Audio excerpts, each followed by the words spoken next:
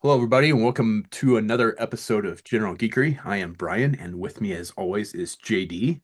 Hello.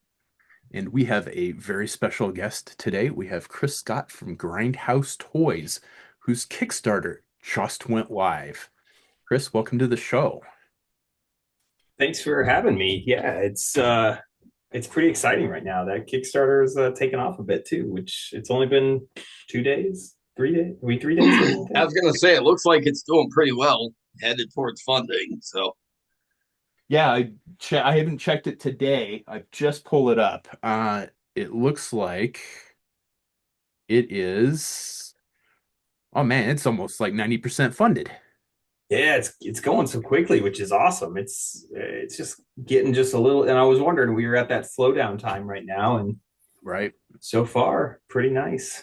Yeah, because so the basic goal is 70, it looks like $72,000, and we're at 61,219 with 257 backers and 27 to go. I mean, that's a Nice. start. Yeah. It's been a great start, and it's been very exciting to see that people taking to it and really supporting the line, especially this early. Some people like to wait a little bit on the Kickstarter, but just to get this many people jumping in right up the front has been incredible because as soon as we fund, we can start kind of messing around and try to get into these stretch goals, and there's a lot of fun stuff coming too. So. Oh yeah, I can't wait to see what the stretch goals are. Those are always fantastic. So tell us a little bit about the line in and of itself. Okay, yeah, it's World War Hell is a 1/18th scale O-ring action figure line, but like different. It's got a twist to it because we've updated the articulation, we've updated the paint apps, we've done different like switchable hands, like we have these zombies that can flip people off if they want to, or you know just silly stuff, or the head exploding, blood gushing out of the neck um cavity. And I was gonna say that's my favorite accessory piece. That's It's yeah, like a little whole column. It's like a tiny fountain of blood that you plug into the neck post, and then it's just like it looks like that scene in the Addams Family with the swords on stage where it's just yes. just a fountain of Oh, blood coming out the neck. That's kind of a genius accessory. I like that. it is. It is. And it the increased articulation. I mean, this looks like an amalgamation of the best of O-ring and modern sculpt kind of kit bashed into one figure. I mean, it has the nostalgia from the O-ring, but the versatility of the modern sculpt, and I absolutely love that. That's a fantastic idea. thank Um, you. Yeah. No, go ahead, I JD. was gonna say I really like the addition of the rocker ankles. Uh, that really, I still I I buy classified, but I also still buy the real American Hero stuff, and I do kind of wish every once in a while that they had the movable ankles, so without a stand they could stand up with no problem. Yeah, I do like the picture that you posted of the guy.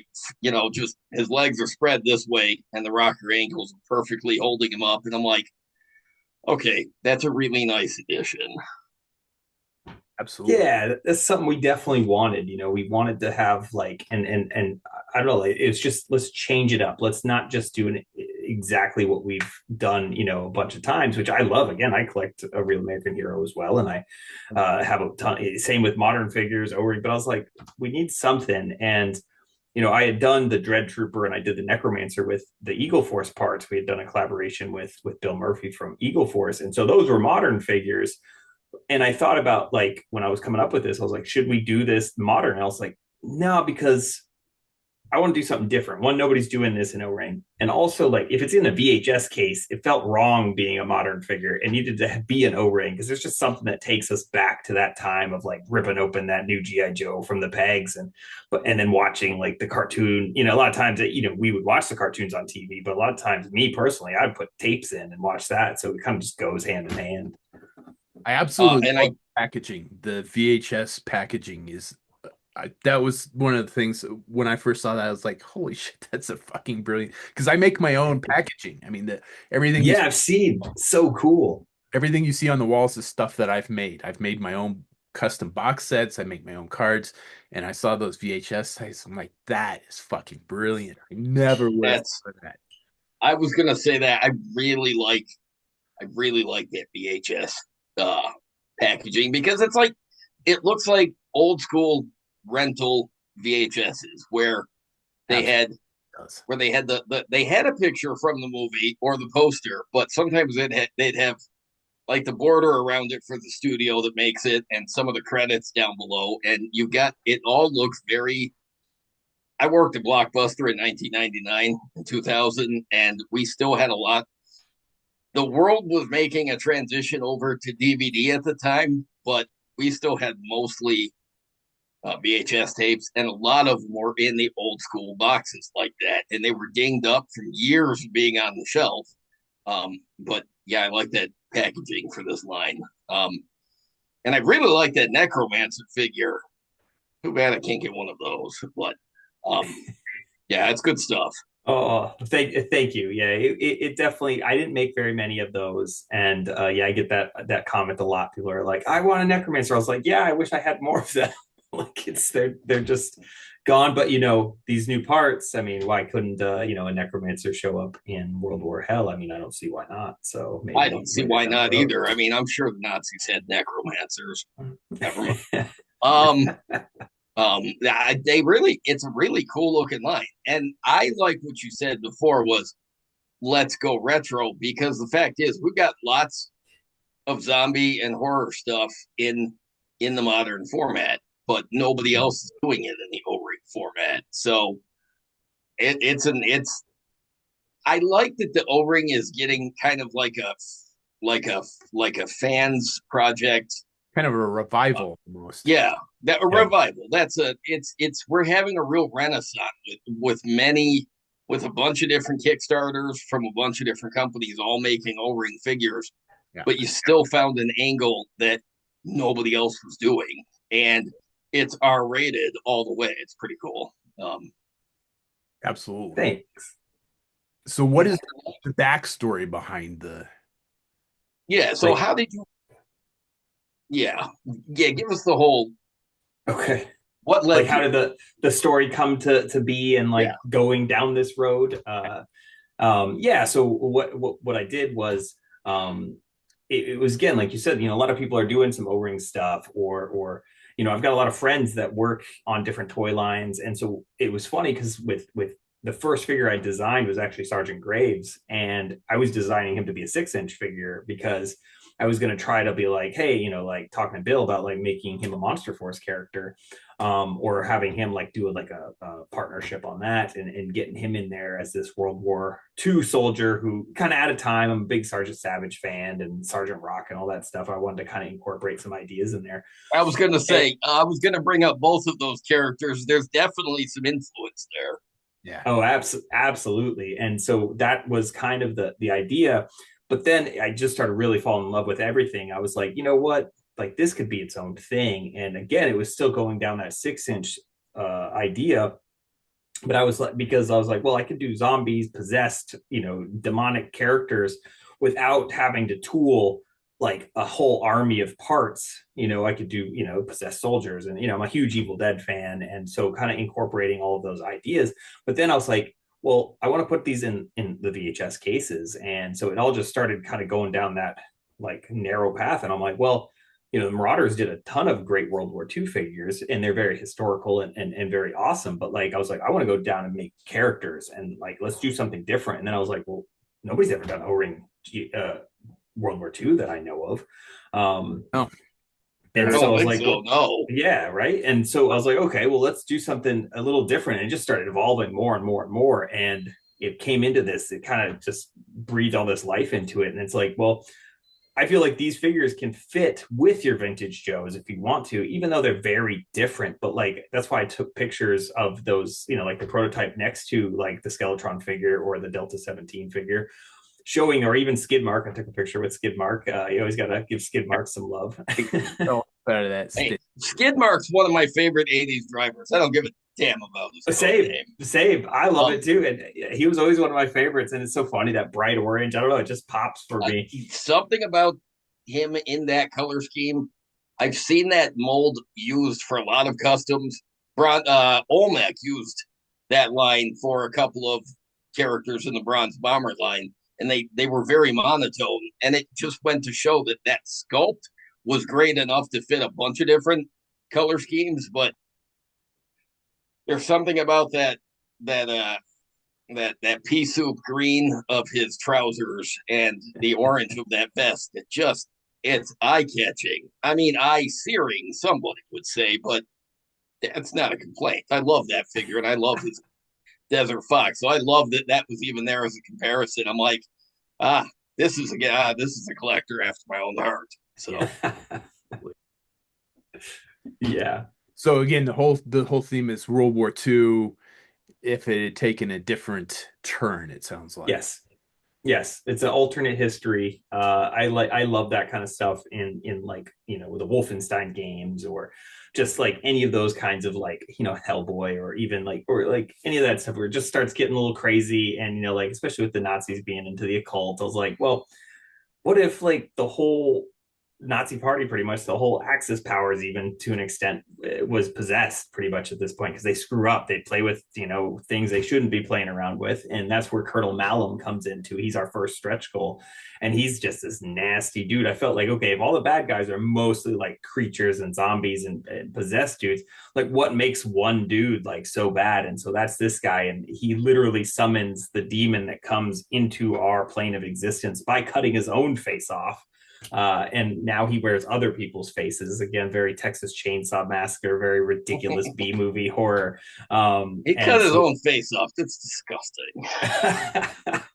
and that's what's beautiful, and it makes me laugh even more because it's like these are O-ring figures, and I wanted to make sure they still looked like toys, even though they've got all these paint apps and all this amazing sculpting by like James Carter and Arlen, and but like still look like a toy, but like be dialed up to 11 and just be ridiculous. Absolutely. And it's funny you should say that because when I first started looking at him, I'm like, it has a real Hellboy vibe to it, like the first Hellboy movie. And I'm like, I really like that. Really like that. And I've done a couple of similar customs using the Marauder parts and then with the boss fight skeletons. Oh yeah, yeah. So I've done a airborne troop, 101st Airborne, and then I just did a German paratrooper one. Oh, that's awesome. Yeah, It's perfect. It's like a perfect setup for like a cool toy. And that was one of the things I thought, like, okay, skeleton mixed with World War II soldier. It's like it's a no-brainer. And I don't know how we haven't really had much of that. And even like we've had it in media here and there, but even still, you would think we'd have more. You get a lot of like really like low budget movies. Like I love Overlord, which so it was a higher budget than like some of this low budget stuff, but like things of that nature. So I was like, well, let me make these characters, and then the story just started kind of pouring out of me too, and having fun creating characters because I started off as a customizer also. So I get it. You're building these characters up and playing around and coming up with what you want to do, and so that's really how I make all these figures as well. It's the same process. So how many characters are in the Kickstarter, including like how many, including the stretch goals? How many characters total? So right now, so before any stretch goals, we have four regular characters, like story characters. We have the corpse, which is multiple characters, really. When you think about it, with all the parts, you can turn those guys into. You have Sergeant Graves, who's our mostly main hero. Sergeant Spectre, who is a good guy, also is part of the team of Sergeant Graves. He is a ghost that haunts his chainsaw Fucking machine awesome. gun. I saw that and I'm like, oh fuck. Even if Brian, yeah, I'm like, oh fuck. There's the first thing Brian is going to support this thing for. Um, yep. I saw that. I'm like, I gotta have one of those. I gotta have one of those. That clear plastic, I'm a sucker for it. And then flaming ghosts head, skeletons. I was like, yes. And then I was like, well, he's all that, ghostly look. I wanted to turn his machine gun chainsaw into, and that's why it's painted. It's got like the teeth, like a P-40 Warhawk, and just just ridiculous. He's got a flamethrower. Like just imagine a ghost like wiping out like zombies and everything like that. And so he's the third character so far, and then the fourth character is the Cerberus Trooper, which is another good guy. But he's a troop builder. And he has different.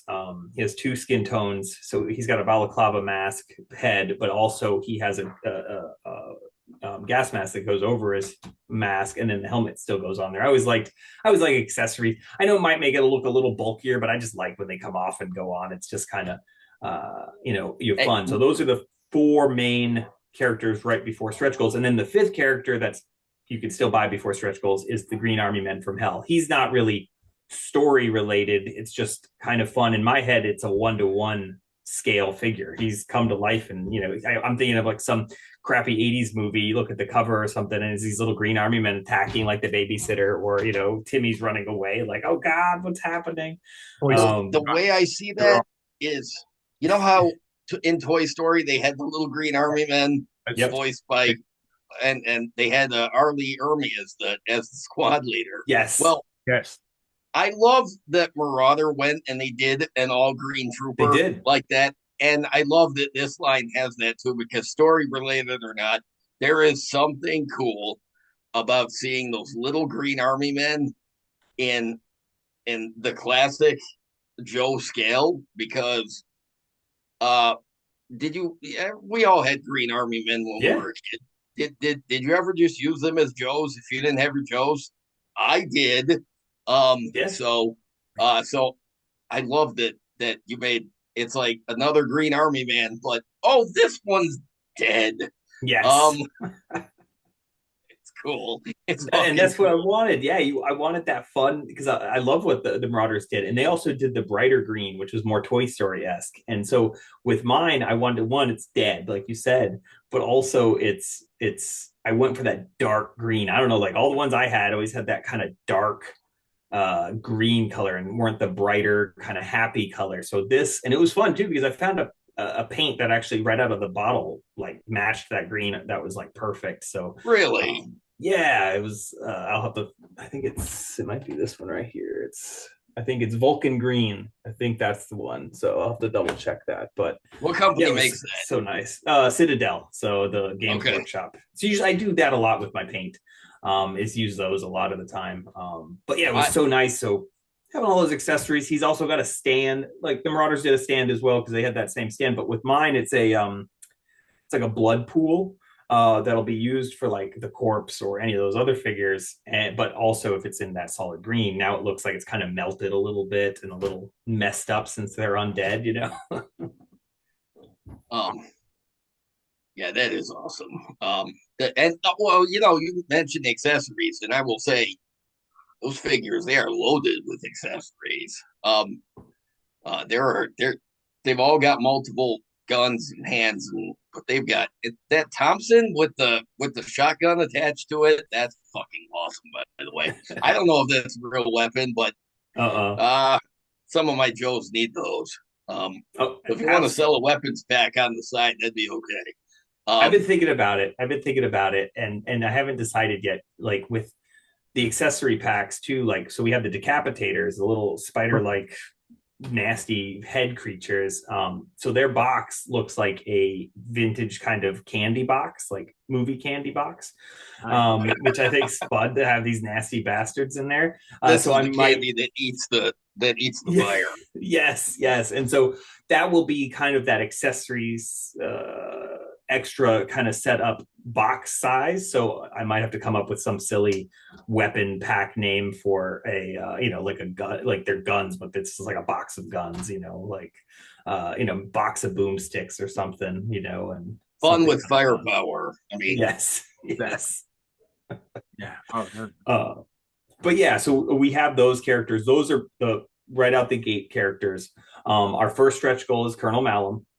He is, like I told you, the evil bastard cutting his face off, and he's got the Book of the Dead. He's got daggers. He's got blood like everywhere, all over him, which I thought was fun, putting on the white uniform. And then we have the Revenant Horde Trooper, which is the next stretch goal, and he's the pretty much the German soldier that has been possessed. He's bright red, skeleton and zombie, but then he's got like a black slash gray uniform, and it's hard to see in some of the pictures that I've shown. But their logo is like a hand, like a demonic hand that goes over their helmet. It what it does is like with his face shield too, it actually looks kind of like a skull because it's dripping. And I thought that would be pretty fun, kind of that Mickey Mouse kind of, Steamboat Willie style demon, which I've shown also. His hand's bigger, so it's kind of that whole connecting thing. And then there are more stretch goals, but I haven't. I've shown some figures like Captain Winchester. I've shown Steamboat Willie, but there's a few other things if we get that far in the campaign. So, like from what I've shown, there's 9 figures for sure Okay. that I've shown. But like I have some other stuff up my sleeve. So, All right, that's cool. I was just curious, yeah. because I really like what you got going for this first wave series. I don't know. But uh yeah, it's good stuff. Thank you. Yeah, you got if you wanted well someday this is one of those times when the Kickstarters I was looking, I'm like, I've got a lot of admiration for the people that come up with these Kickstarters and they have these ideas for these toy lines and you manage to make it happen, like become a reality. And I love that sometimes you just get to a point where like, you know what, these are the toys I wanted. Damn it, I'm gonna do them myself. It's really cool. Yeah, absolutely. So, and I think one of the questions people are curious about is if all of this funds and you're able to get all these out, what does the future look like? I mean, what do you have more planned? Oh, absolutely. Like I have like a whole list of everything I want to make for series 2 already. Cause like in my head already, like what I've shown is series 1. So like, even if it's not all unlocked, I'm planning on finding ways to make those anyways, because it's like really just doing that whole thing, Kickstarter, kickstart the everything going. Yeah. But like, I have a good relationship with the factory already. I have all the insights with this stuff, and like with this series 1 too. And I don't know if a lot of people know this. Like everything's sculpted, everything's ready to go. Paint masters are done. I wanted to do Nice. all that heavy lifting in the beginning so that it wasn't like, hey, we're going to design this line in a few years, you'll get it, and then people get tired of it or, what have you with that. So that was the whole plan with this. So yeah, I'm already got some stuff. Like I'm working on a figure right now I can't show you, and I'm hoping most of it will become a reality, but I've got some stuff that I got hopefully find some more information at Joe Fest on. But like I'm ready to get more of these characters out and the story to be more expanded. Awesome. Always good to hear that like, yeah, not this is, I'm gonna shoot it all in the first go and this is Oh it. no. Yeah, the future is one thing that kind of irritates me about people is like, this is cool, but what's next? What's next? And it's like, we don't even have this yet, but you want to know what's next. So I know people are gonna ask, so that's Yeah. what I ask is because like, yeah, somebody's gonna want to know that this is you have future plans for this. So that Oh is yeah. Tons. fantastic. Awesome. Um, and you said you have like all the sculpting and the paint masters ready to go. So I mean, Yeah. that's like half the heavy work right there. Yeah, and we've gotten some of the artwork done already too. So I work on like for the Necromancer. Brian Sauer did the packaging for like that. I did the Dread Trooper one like design work. I worked with Adam Riches on the art, and then Eddie American did the photography for the Dread Trooper, my first figure. Necromancer, Mark Pennington did the artwork, and then Brian did the packaging design. All the stuff that I've been kind of showing, I've been working on. Like I've shown the Cerberus Trooper, Scott Brown did the artwork for that. So I've already got that done. But like, I don't have to wait on a lot of things because I do a lot of stuff kind of myself. Like I did all the paint masters, all the 3D prints. I didn't do the sculpting. James Carter, Arlen Pelletier, Mark Erwig did some. I've worked with a lot of these guys, but I try to keep most of it all just under I don't want too many cooks in the kitchen kind of thing. Just I don't want to slow things down waiting. I'm impatient, I guess. I want to get everything out there. And so working on like the packaging alone, just trying to get that designed and finished up. I just want everything done. So it's like, hey, we're tooling and we're in production. Here's your figures. You don't have to wait forever. Yeah, that's I think that more than anything else is, it's the question people definitely want to ask is like, how long, if I back this, how long will it take me to get it? And you can't give an answer to that, but it sounds like you've done everything possible to make it the shortest amount of time, that the second you guys are funded, that this goes into tooling and then it goes into production and then gets out to the fans. And Yes. Yeah. that's not something that I've seen before. I don't think I've seen anybody do that before. I And believe Savage Crucible did it like that because from what I had heard, they were pretty much going to town on it already as soon as they put their Kickstarter up, and that's why they have figures out so fast. And that was what was awesome. And it's just important to kind of get that stuff out there because again, like you said, what's next? A lot of people are going to ask, yeah, and so if I can get this going while that stuff's being tooled, and there's a lot of back and forth, and it'll still take time, of course, just to nail it perfectly because I want to make sure these figures are perfect right out of the box. right. Um, but while that's back and forth, there's a lot of lull time. It's time to design the next figures, like get all that finished. So I want to keep that cycle rolling because if not, I don't want people to have to be like, oh, these figures are awesome. What's well, I'm hungry for more. I want more stuff. And it's like, well, that'll be another 4 years, 3 years, something. I don't want that. I want that stuff to already be going into production and be like, hey, guess what? We have toys again. Nice. Yeah, Yeah. Nice. that is definitely one of the hard things is like getting something so cool and it's like wanting more of it, and then it either takes so long or it never comes to fruition. And it's like, man, I really would have loved to have had more of this, but here we are for whatever reason. But it sounds like you've done a lot of legwork on this and seen what's worked and what hasn't, and taken as many steps to get it like as short of lead up time as possible. And I think that's fantastic. Thank you. Yeah, it's just something I definitely had set out to do because and I put my own money into getting this because the sculpting's not cheap and Oh, but like I knew like let's just get this going because as soon as it's a thing it's gonna work out. I feel every time I've gone to any show people really enjoy seeing the figures and I'm like man I can't wait till you actually get to play around with them and so I just want to get these out there to people's hands and it's again it's that nostalgic thing but it's also just something fun and I think we've kind of hit like a stagnation kind of area with a lot of collecting on certain fronts like where we've collected Snake Eyes 100,000 times or these characters but and then I see a lot of people struggle with some of these newer characters they come up with, but because there's no familiarity to it, whereas this has some of the stuff that we all enjoy because it's all it is, just a mashup of shit that I enjoy and love into a toy line. And so I think so far it's working out pretty good. yeah, absolutely. Cannot wait. I am definitely back in this Kickstarter for sure. Thank So you. I absolutely just Me too. yeah, this Um, this is like right up my alley. Clearly I am a Monster Force guy, and Yes.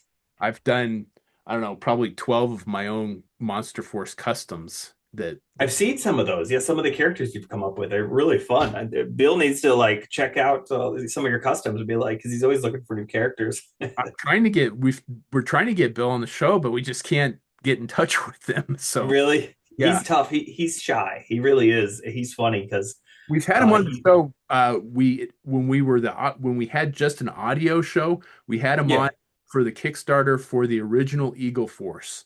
Oh wow, that's awesome. That's like what 2015 or so, something like that. yeah, I was gonna say it was a long time ago because the Eagle Force Returns Kickstarter was active and it had been doing pretty well. But it was yeah, it was already in progress when we had him on the show before, and he's found massive success since. So I'm Yes. not really surprised that it's hard for us to get a hold of him now, or harder for us to get a hold of him now than it was years ago. But yeah, I'd like to talk to him about like how well Eagle Force just came along and it just exploded.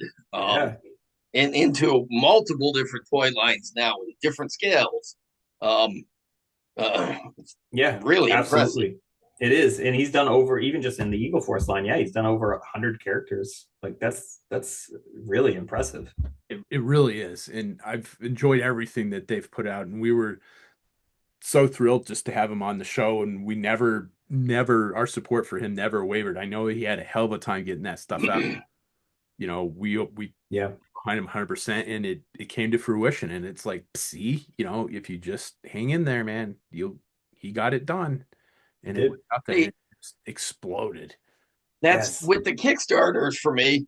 I never get hung up on wait times because I know stupid shit happens. Mhm. And by stupid shit, um, I don't even mean uh, that that thing that came along a few years ago and lit the world on fire. COVID. They were already having they'd already had production problems with Eagle Force and some of the other Kickstarters. Because of it. There are factors but that really came in the way and really got in the way of a whole lot of Kickstarters. But I never get hung up on how long anything takes because anything that I've supported, it's because I want to have it in my collection, and I'm not worried about the wait time. If it's a year, 2 years, a year, 2.5 years, it's fine with me. I don't really mind. Uh, I I will just wait because quality to it's worth waiting for. But I like that you've got a lot of the footwork done ahead of time so that you can sort of minimize the wait for these things. And I think that's really great. Clearly, you've got a lot of good help working on this with you. I absolutely do. Like some of the skill level that has come to this, like even just when I met James Carter, just how great of a sculptor he is, and he's done like 90 some percent of the line because like Arlen, who does like the Naughty or Nice collection, that's his line with Bill. Yeah. He's done a lot of the heads for me, because usually Carter's just so busy with everything, and then Mark Gerwig's been jumping in, like he's done the figure stands.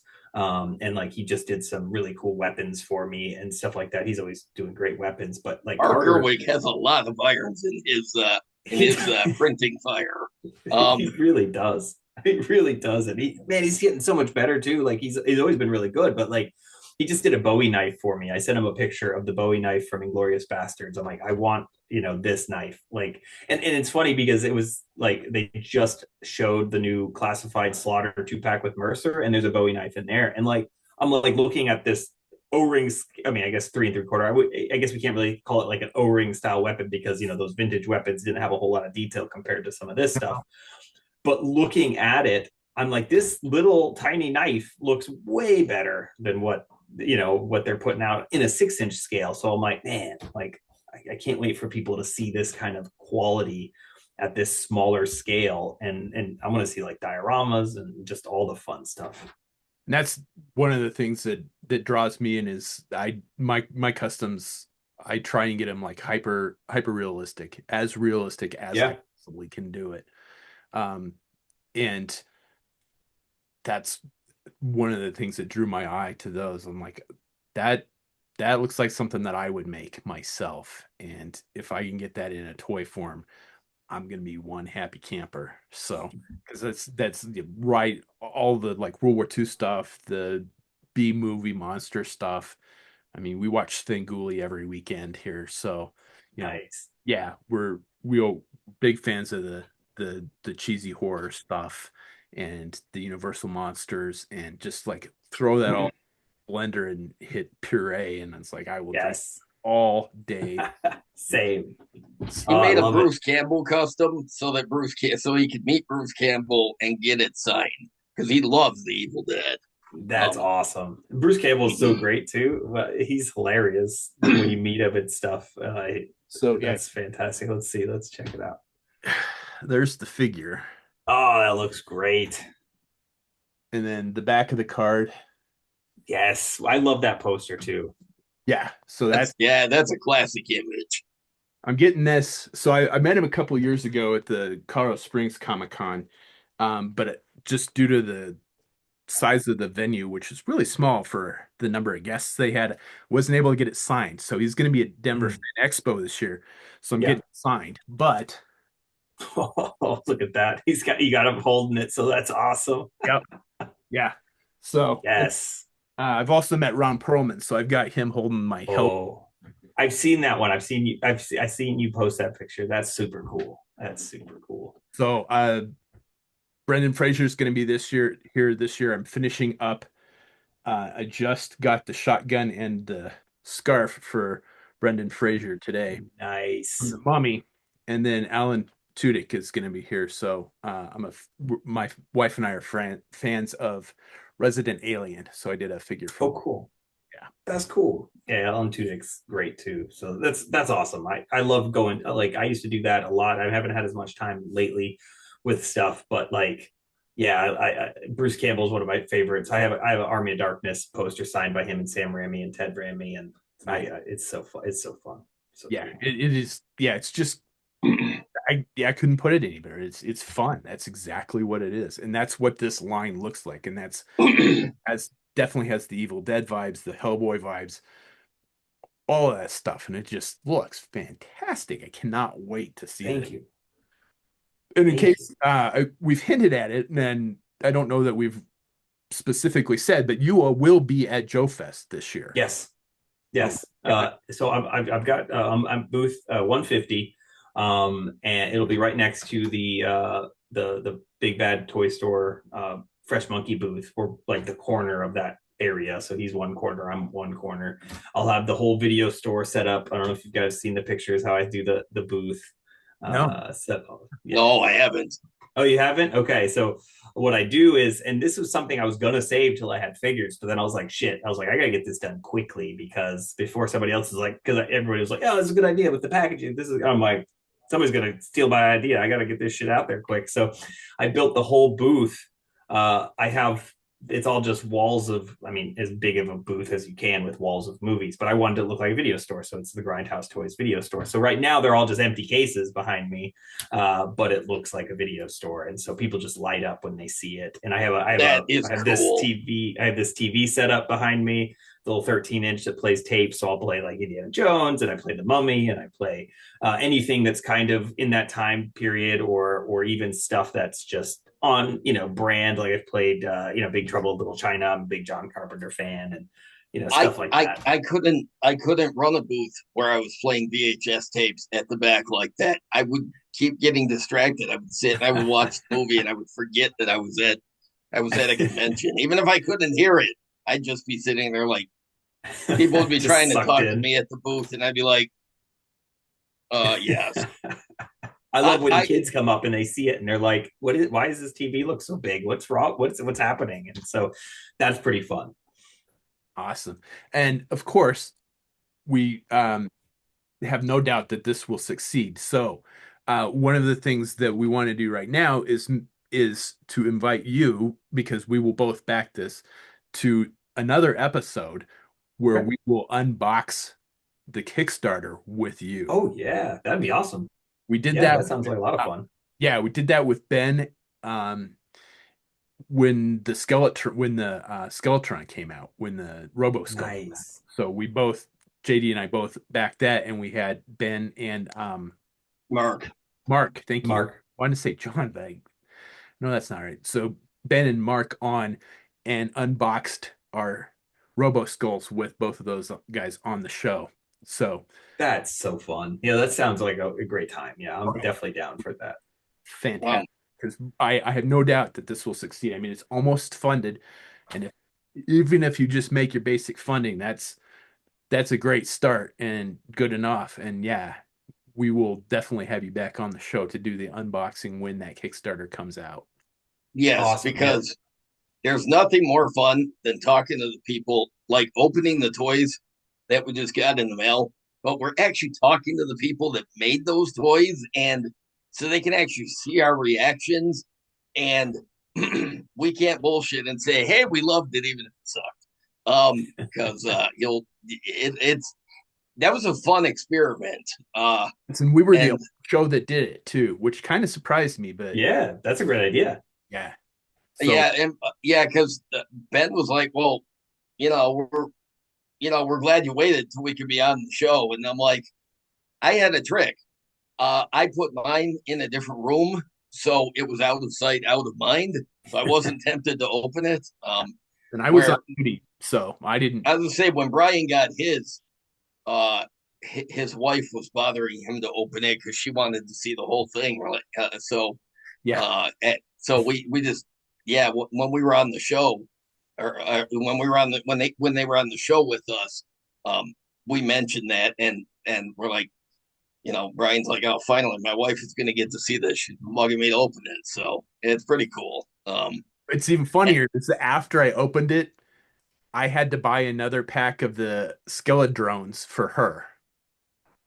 That's awesome. Yeah, she's like, "Ooh, I want that. Ooh, can I?" Because I made a custom for JD. So when they announced Tripwire was going to be out in the classified line, I told them that Mhm. I was going to make him a listen and fun Tripwire custom. Oh yeah. Yeah. So when it got released, I bought two of them, and then Yes. so Oh, my that's favorite fun. note on this thing says hours of fun. Well, maybe not. That's awesome. Well, Yeah, I love that you match the card and everything. That's so good. yeah. well, and Brian's thing with it was uh, it's a running joke that I hate Tripwire. He's my least favorite Joe character. Uh, so he's like, I'm gonna make you listen fun Tripwire. I'm like, okay, sure. I'm like, no doubts that he would, but I'm like, nah, he's not gonna buy it. He's not gonna spend the money on the second Tripwire just to make. Oh, yes, he did. There it is. So, And then so the it's rat. come around and it's managed to endear me to the listen and fun Tripwire in a way that I've never been endeared to Tripwire. So, true life is truly unpredictable. And the whole point of that is the I had to text JD and I'm like, your listening fun Tripwire is not going to come with the rat because it was stolen by my wife and is now has been renamed Desk Rat and lives on my wife's desk at work. Oh, that's fantastic. I love that. That's really fun. And we have a JD and I do a customizing contest when we get together. Before we get together, we each pick five things. You have to do one of the customizer gets to pick which one they want to do, and then we do the unveil on the show. And we got together, was it last month? Yeah. Yeah. And Yeah. JD had made a penguin with holsters as an accessory for one of the customs that he had done for me, and it's gone. It's I mean, Yeah. it sounds awesome. yeah, I deliberately made it so the character would have a pet penguin with, yeah, it's got holsters on the back and a cobra sigil, but I made it so it wasn't integral to the custom, kind of like, Law and Order, Spearhead and Max. Without the Yep. pet, they're just the guy, and that's not as cool. So, but I did not want to make the penguin integral to the Cobra custom, just in case his wife took it, and she did. So, And she it, sure enough did. and apparently one of the kids has noticed it already. So she had one of the kids pointed it out on her desk. So yeah, so once she sees the zombie packs, I'm sure I'm gonna have to order two of those because yeah, when I saw that the picture, I was scrolling through the Kickstarter and I saw the zombie heads with the legs, and I'm like, oh, Brian's gonna have to buy an extra pack of those for his wife too. yeah, Um, yeah. yeah, yeah, I like what you've got going, and yeah, you're off to a good start. So Thanks. Yeah, it's been pretty cool. It's just seeing people taking to it, which I wasn't sure. You never know. Is it going to take a little while to get there? But the fact that we just started, we're almost funding that shows that it's got some legs. Hopefully. yeah, absolutely. And I think of course then one of the questions that people will ask, so we will ask, you don't have to have an answer, obviously, is vehicles and play sets. Is that something that you are looking at in the future? Yeah, I've said vehicles a few times to people when they've asked because that's another reason. That's another reason for the 3 3/4 O-ring kind of scale is like, well, man, I want like a motorcycle with a sidecar, or like, and the thing is too, it doesn't have to be fully historical. Like, I want some mech suits, I want some crazy stuff, like if I can, and as long as people are down to buy the stuff, because again, it costs money to make these things. And that's the hard part. I would love a playset. If I could fund a playset, like yes, I would 100% make 110% make a freaking playset, just because I love that stuff as well. I have a ton of Joes, and that's why that 3 3/4 scale is just so much fun. I mean, I love that Classified's doing vehicles just because it's neat. But man, where am I supposed to put all these things? Like, where's my Rattler supposed to go when it comes in? I don't know. Right. Yeah. Cool. Awesome. So I think those are the big questions that people want to know. Of course, I have to ask, is there anything that you're willing to share with us just on this show that you haven't shared yet? I gotta ask. You don't have Of to. course, I'm trying to think if I have anything that I could. I don't think I have anything special yet, because I'll find something. So next time I'm on, I'll have something for you. But right now, I would say I would spoil, or not spoil, but I would spill a little bit of the secrets that I'm going to show at the panel at Joe Fest. But like, I'm still working them out. I don't want to say something now and it changes, even though we're a week away. But yeah, Fair enough. You never know. Yeah, I got it. Although, if ever you want to repaint like the zombie soldier in less realistic, more neon colors, so they're more GI Joe Battle Corps esque for a future release, that would be okay with me, because I love some neon Joes. Well, good thing for you, I do too. So don't you worry, buddy. Don't you worry. There's a lot of drab in this line already, so be prepared. There should be some neon sometime soon. So I mean, I know that neon clothes weren't something you usually saw in the World War II era in the world, but I mean, I like alternate realities where steampunk was a thing and yeah, neon lights came to cities earlier, and things. So, I think some neon '90s clothes. Then we'll call it what is that? Anachronistic. Yeah. I mean, I don't see why not. I mean, like, this is one thing I've said too, is like, with it being World War Hell, hell has opened up and demons have come through. So like, I know there was no heavy metal in the 40s, but guess what? There's heavy metal now because hell has brought it too. So why can't we have some neon colors in there as well? So fuck yes. Yeah, just all of it sounds fantastic. So, as part of having guests on the show, we like to do what's called the General Geekery questionnaire. And strangely enough, it has become one of the more popular aspects of our show, for number one, for the guests, because everybody has done it has had a blast doing it, and for the people watching it. I mean, my mom watches the show. She's like, did you have a guest on the last show, and did they do the questionnaire? And if the answer is no, she doesn't watch it. But if the answer is yes, my mom will watch the show, the questionnaire. And here comes Alice. Hi, Alice. Yeah, we mostly I wanted to get inside the guest head, because what happened was, before we introduced this, I got on a playlist on YouTube while I was working, like, because I work from home, and I found a playlist on YouTube of Stephen Colbert questionnaires, and I'm like, oh shit. So like, I listened to like 10 or 12, and I'm like, I kind of want to ask the same questions to Brian, and then I kind of want to bother our guests with the same questions just to get in their heads. So yeah, I appreciate that you're willing to do the questionnaire with us. Okay, and let me make sure I've got it pulled up on my iPad here. I just want to make sure it's the most up-to-date one. Yep, I think we're good to go. JD starts, and then we alternate the questions.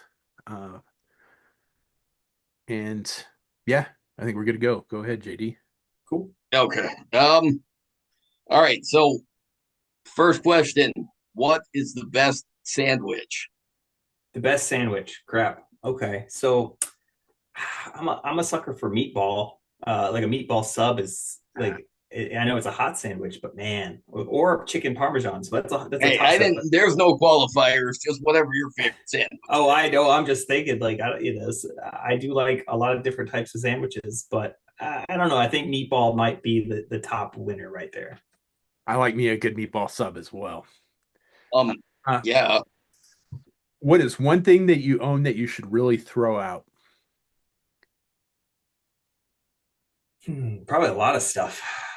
You always keep boxes, but I end up using a lot of boxes. I have a lot of crap in the garage I got to go through that's just kind of been neglected because of working on these things, and I need to get out there. And so it's probably a long list, but yeah, Boxes was my answer as well but for that one. yeah. Yeah. um, what is the scariest animal? Scariest animal. As a kid, I've always thought, I don't know if it was Jaws that did it to me, but like just something about like I like sharks, but like I think if you're in the ocean, especially it's all dark and there's this giant scary shark coming through, you can't really see. I grew up in Florida too, so like the water and the side of the Florida I'm on is very murky looking when you're in the water. So it's always been that kind of thought when I was a little kid. So let's just go with sharks. Well, you lived in Florida, so was there ever a problem with alligators? Because Not too uh, bad. Like I still live in Florida, and my back. I haven't had them in a while, but we have a pond in the backyard area. Like it's like a community pond, and we'll get. It's funny, you'll get the baby alligators that go up on the where the fountain is if it's turned off, and they're just like sunbathing. I mean, they'll be probably like 4 or 5 feet long, and it's pretty cool. And yeah, we've that had is. some big ones out there too, but I haven't seen one in a while. Uh, Coffee. How do you take it? I don't. I'm not a coffee drinker, so I never really got into it, and so yeah, no coffee for me. That's What about tea? uh, Tea, also not a big tea drinker. I drink too much, probably soda, but it's usually zero sugar, which is still not great for me. But that's usually kind of my go-to. That and water. I'm surprised by the number of people that have answered that the same way. Yeah. Quite a few people that don't drink coffee, and I find that coffee being the most important meal of the day, that really is just alien to me. Uh, I think we've already answered this one, but have you ever asked someone for their autograph? Oh yes, yes, lots of people. Just like we said before, I would go to all the conventions and definitely I've one of my favorites, like I said, Bruce Campbell, but I have got to meet Michael J. Fox, which was even I, really freaking cool to have that on my Back to the Future poster. But yeah, there's a few awesome ones in there that I've gotten to meet. Very fortunate to do. awesome. Yeah, I was gonna say qualify that and say what do you think your favorite one is then? It would probably be a toss up between the Michael J. Fox and the Bruce Campbell, just because it's freaking Bruce Campbell in it. And so those are the two. They're hanging right next to each other, and I think those. Or I do really like that. I have a Jerry Conway on signed Amazing Spider-Man, Amazing Spider-Man 129, first appearance with Punisher and stuff. So yeah. Oof, yeah, Oh, now Brian's jealous. I had that book when I was a kid, and my dad made me sell my comic book collection right before he kicked me out, so I don't have that Oh anymore. no, that's hurtful. It is. It is. Um, what do you think happens when we die? Oh wow, we get real deep. Nice. I don't know. We go to World War Hell. No, no. Hey, Um, God. I'm not a very religious person, as you can see probably by my toy line. But yeah, I don't know. I think and I could be. I talk to my kids about this a little bit, and it's kind of funny because it's just like I would be surprised. I won't be surprised on multiple fronts. Like there could be a lot of different things, but yeah, I'm ready for the. I mean, I'm not ready yet, but whenever it happens, we'll see what happens.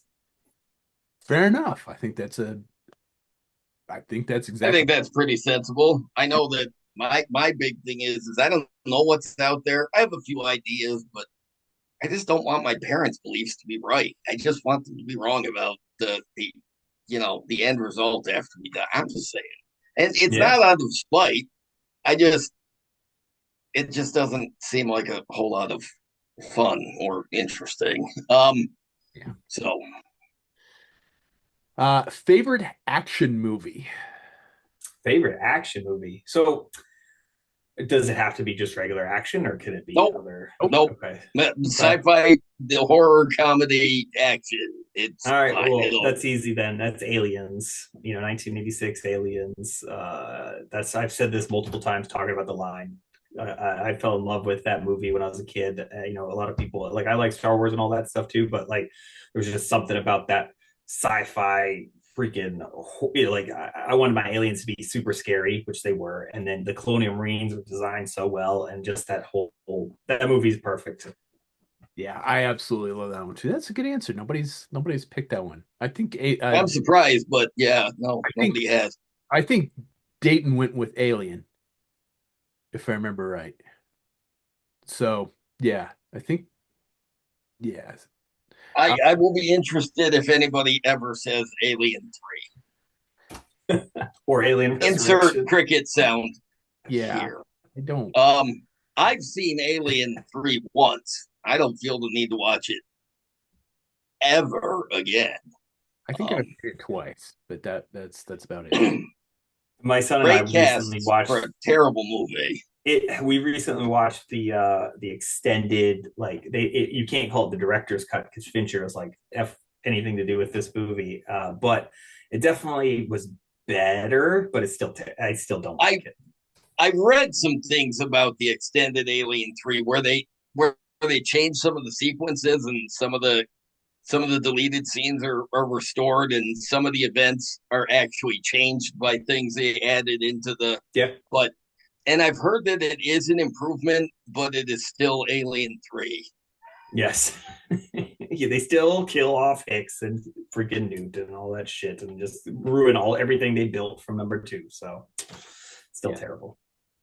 JD, I think you're the next one. Um all right, let's see. Favorite smell. Favorite smell. Oof.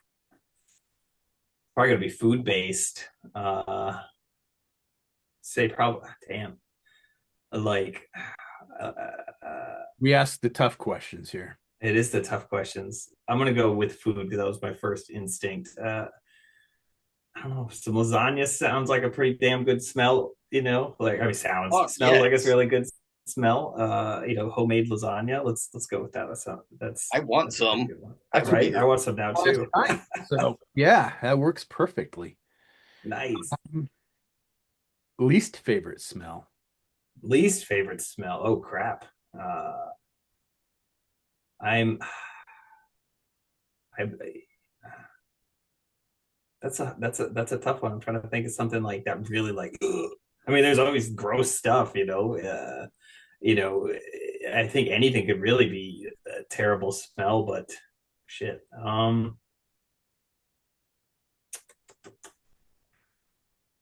Taco Somebody stop Bell me. farts, maybe. I don't know. Yeah. I love those. What are you talking about? Dude, I love Those are my Taco Bell. favorite And smell. and whatever the end results after the Taco Bell, worth it.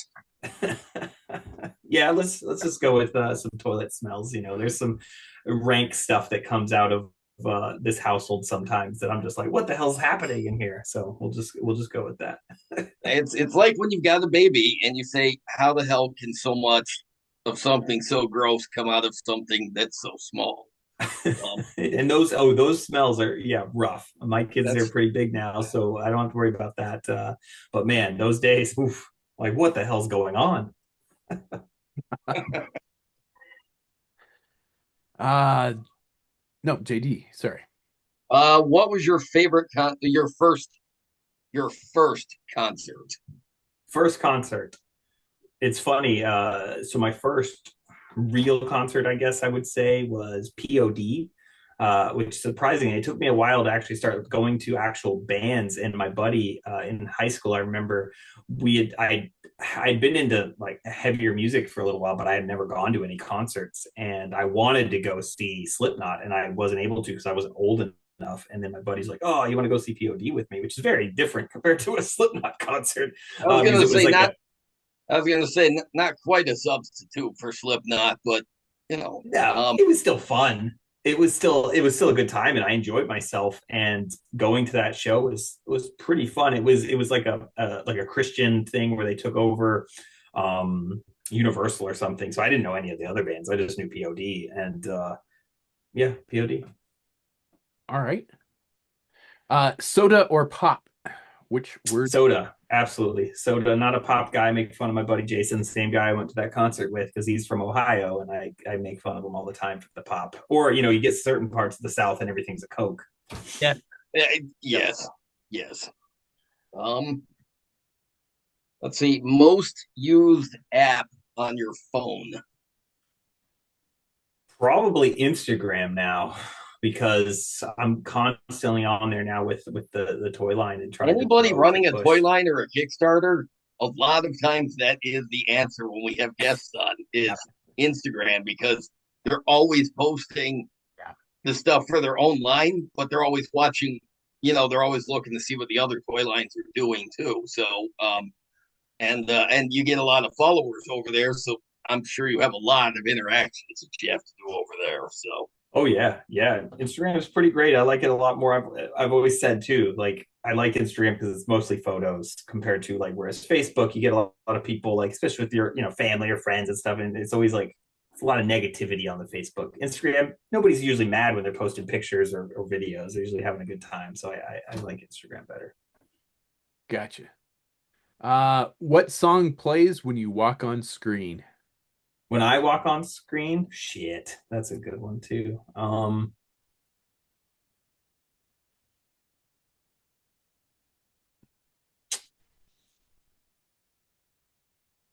Damn, there's so many good ones. Uh, let's just go with "For Whom the Bell Tolls" by Metallica. Why not? I'm wearing my Metallica hat, and that's just a great opening riff and the bass line. Oh yeah, Yeah, and it is iconic. it is. Yeah, and it kind of goes with the theme of the toys too. So definitely. I like it. What number am I thinking of? 43. Damn No. it. I already knew the answer. I knew you were going to say that. That's how psychic I am. See, and I think we got out of order because I usually ask that question. Yes. We've gone out of order on the last few questions. I'm not sure what happened, but yes. Yeah. But you were close. Really? Yes. You were the closest one so far to the number because I don't ever change the number. So you were really close. Oh shit! I was dang. Yeah. I told you. Yeah. Told Yeah. you. You were close. Thank you. What you said? What did you say? 40. Yeah. 43. Yeah. You were off by one. Damn, I was close. Shit, that would have been pretty good. Yeah. Yeah. Nobody's gotten it. So yeah, that you definitely the closest one. Describe the rest of your life in 5 words. 5 words.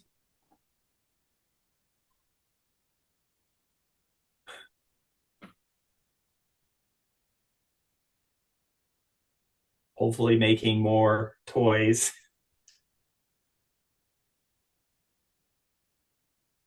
Damn it, that's only 4.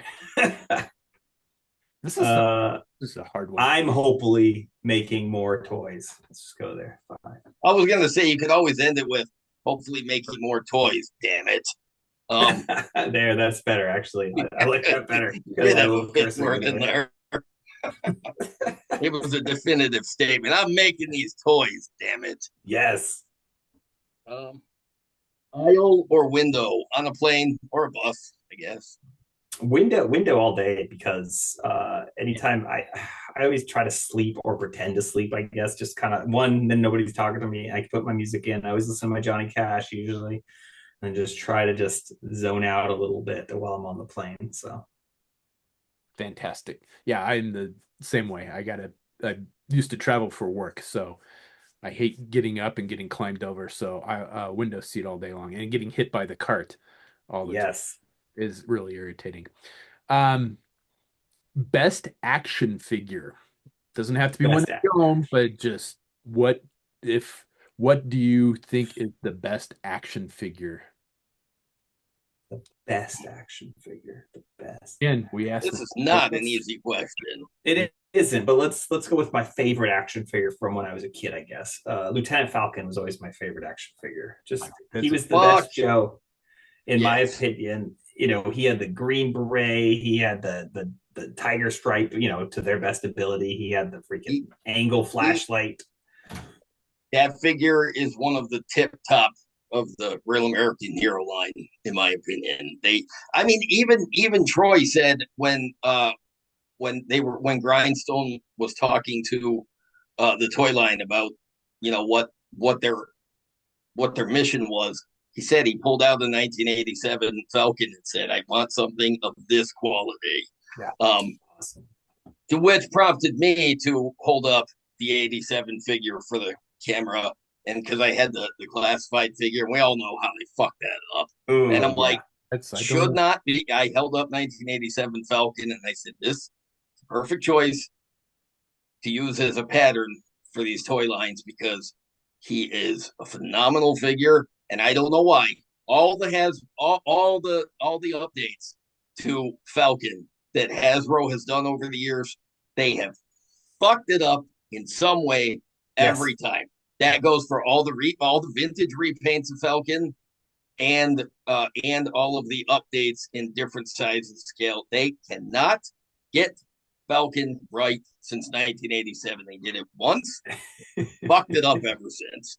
I don't You're have a lot absolutely of right. yeah, I don't have a lot of the Real American Hero Joes in my collection. I'm more of a Cobra kind of guy. But Yeah. I do have a Falcon. I don't think he's complete, but I know I have a Falcon in my collection. That's I as you should. Yeah, I have an incomplete Falcon. He's not in the best shape. Um, but I don't because I got it last year because my girlfriend found some stuff in her house and she brought there were some Joes and she brought them over and I was like, oh shit, I didn't have a Falcon anymore. So I'm like, oh, now I don't have to get one. Nice. Yeah, he really is. He's an iconic toy that Yeah. That just can't backpack with recapture the that magic, can antenna. they? Yeah. The antenna, the knife, Yes. the shotgun that he could hold. Yes. That I think that was one of the best shotgun accessories that they've ever made for figures that don't have articulated wrists. Is Yeah. how am I Of supposed that. to Yeah. shotgun? How am I supposed to do that? That's one of the things with World War Hell. That's why we will have articulated wrists. So, which is Ooh. going to be crazy. JD, I think you're All right. Oh yeah. Your favorite custom that you've made? Favorite custom that I've made. Okay. I won't talk about any of the figures because they don't count as customs, I guess, anymore. One, and they can't really move. But customs, I've made some really fun ones.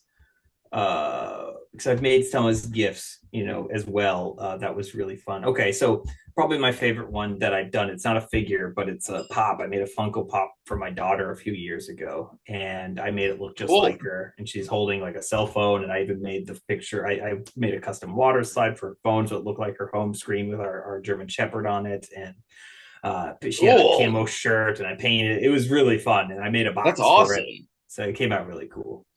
yeah, that sounds awesome.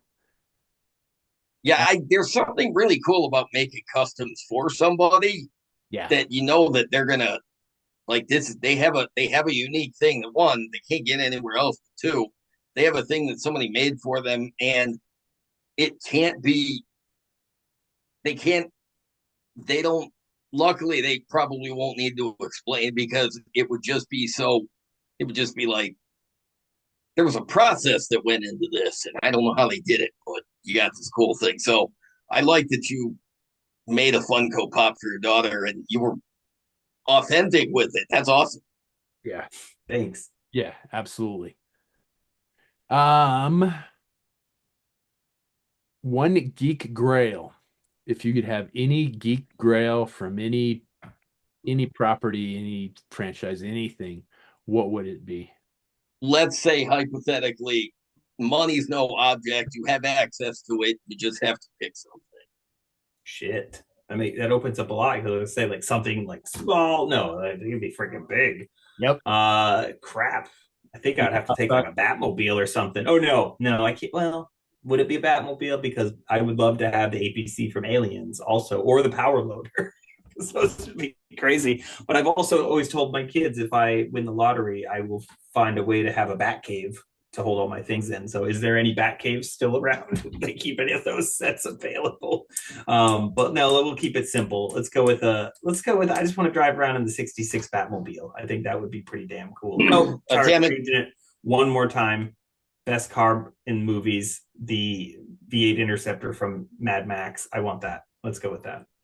But if you have the 66 Batmobile, before you start it, you gotta say atomic battery to power, turbine to Yes. speed, and then you start and then Of you gotta course. have the little cave for it to come out with Yes. road work sign that drops into the ground and then Either pops You don't want back anybody up. to know where I keep it.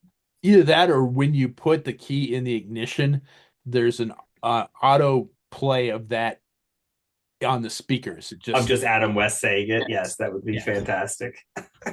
yeah. Yes. Also, the car has to play the.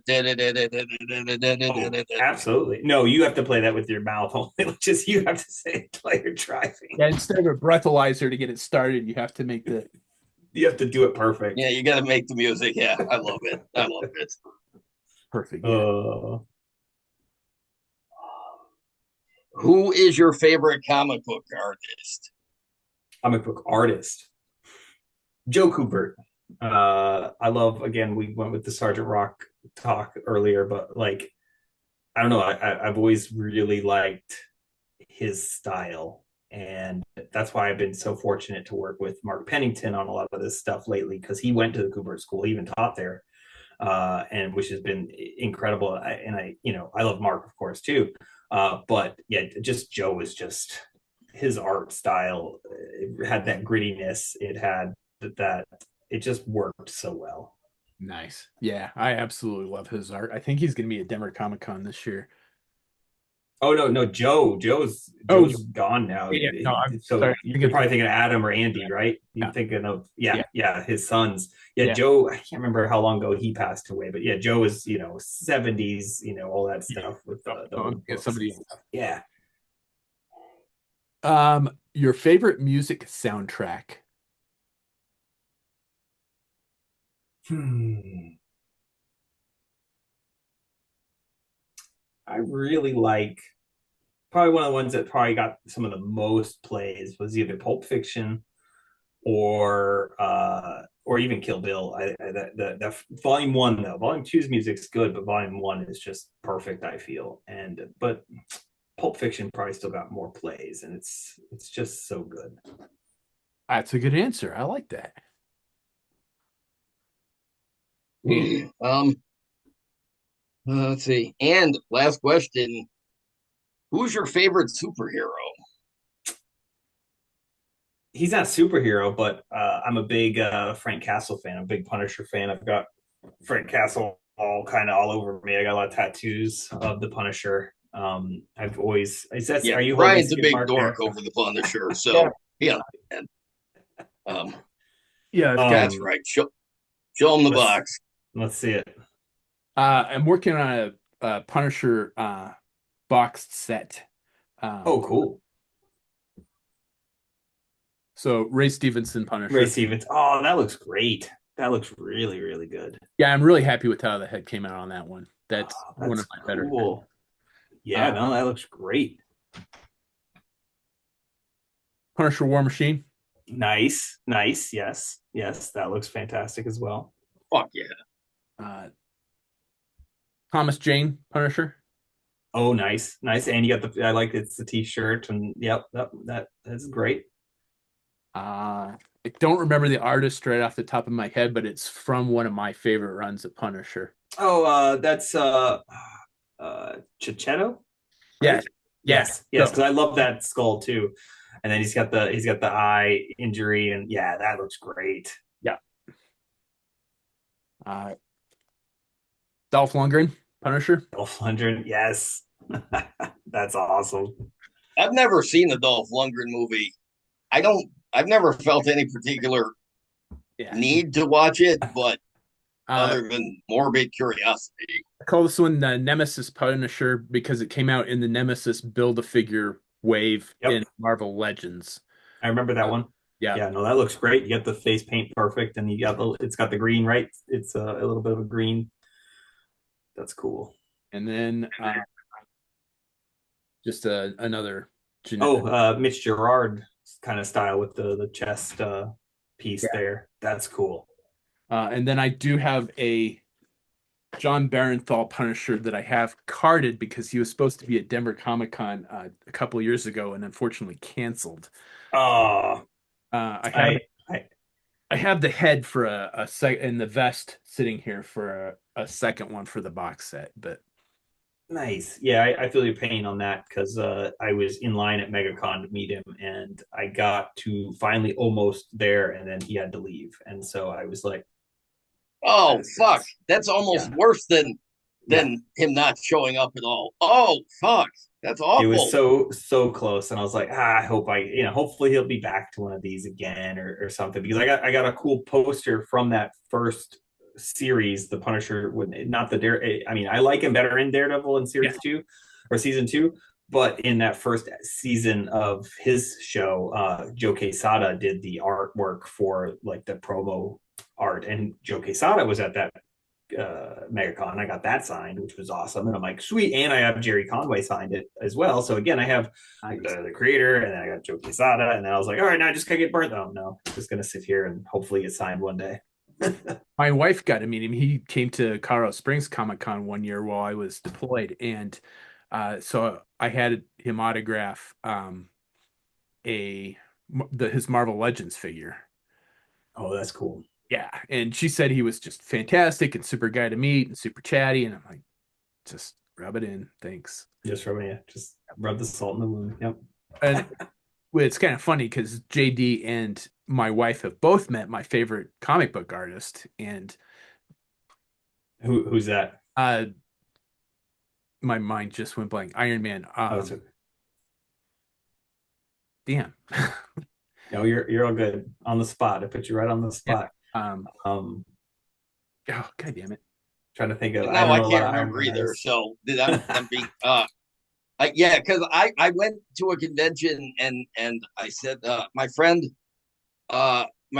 is overseas, he's deployed, but you are his favorite comic book artist, so he needs me to get your autograph. And he remembered he he remembered that he had recorded a message for somebody that was deployed before, and I'm like, and I said, yeah, my friend.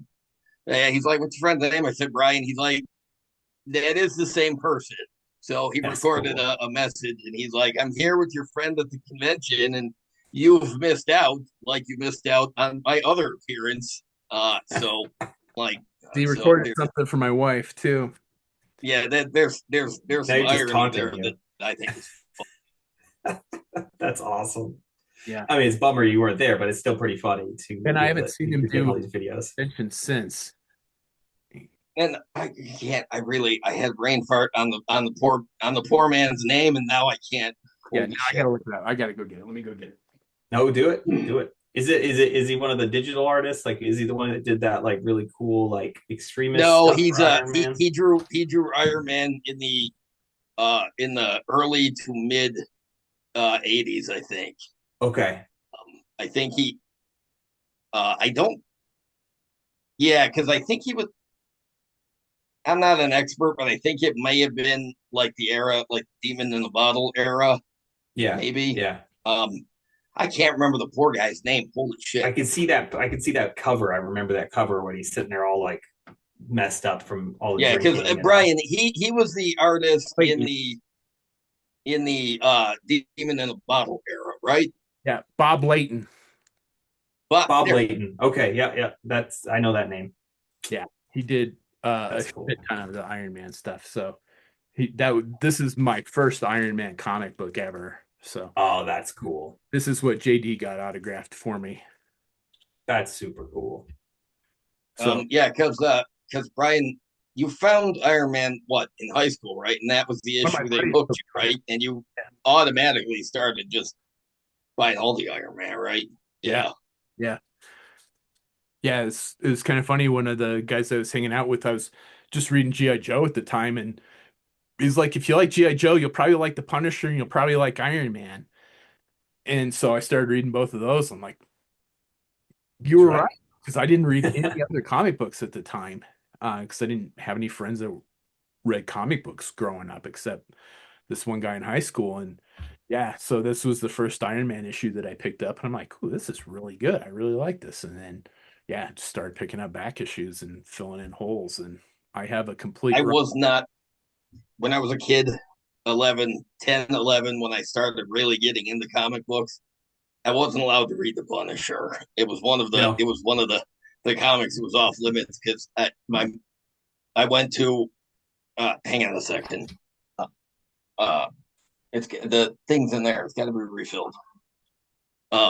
So we what the fuck was I saying?